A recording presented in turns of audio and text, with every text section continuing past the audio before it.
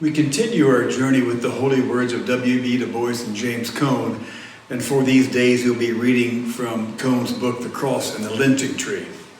Today we're in chapter 3 of Cone's book, Cross and the Lynching Tree, bearing the cross and staring down the lynching tree. Martin Luther King Jr.'s struggle to redeem the soul of America.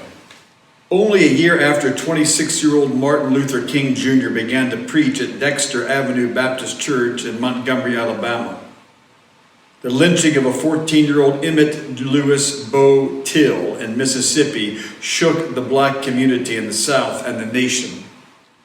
In a sermon at Dexter, King called the Till lynching one of the most brutal and inhumane crimes in the 20th century. The Till lynching was a shocking reminder of the enduring power of white supremacy.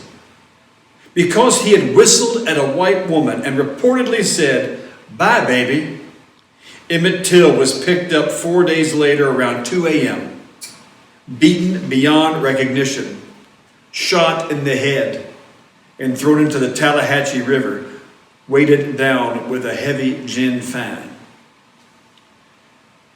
When Emmett's body was brought back, his mother insisted that the sealed casket be opened for a 3-day viewing, exposing his battered and bloated corpse, so that, quote, "everybody can see what they did to my boy." She exposed white brutality and black faith to the world and significantly expressed a parallel between her son's lynching and the crucifixion of Jesus. Quote, "Lord, you gave your son to remedy a condition," she cried out. "But who knows but what the death of my only son might bring an end to lynching." Suffering always poses the deepest test of faith. In the face of the lynching death of an innocent child, black Christians could only reach into the depth of their religious imagination for a transcendent meaning that could take them through despair to a hope beyond tragedy.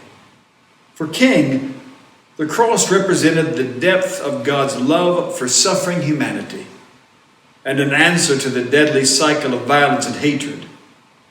The most astounding fact about Christ's crucifixion is that it is the supreme revelation of God's love.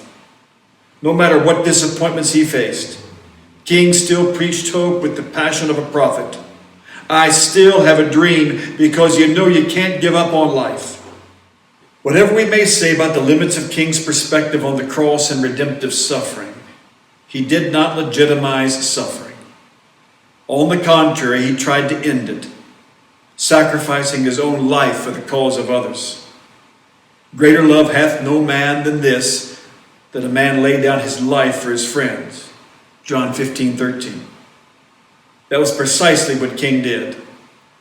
He, along with a host of others, black, white, and other Americans of many walks of life, sacrificed their bodies and lives for our freedom today. Though we are not fully free, and the dream not fully realized yet, we are not what we used to be, and not what we will be.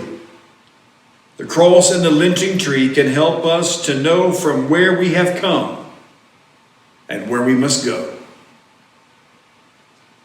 Peace and blessings on the way.